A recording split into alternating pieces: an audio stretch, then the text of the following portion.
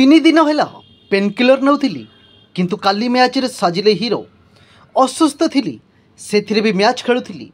IPL एक match रे Rajasthan royal Delhi Capitals को परास्त कर संजू सैमसन का दलर विजयर हीरो रियान पराग थिले। से 45 बॉल रे 85 रन अपराजित इनिंग्स खेली। यह चमत्कार इनिंग्स युव बैट्समैन को प्लेयर ऑफ द मैच पुरस्कार प्रदान करा जायथिला।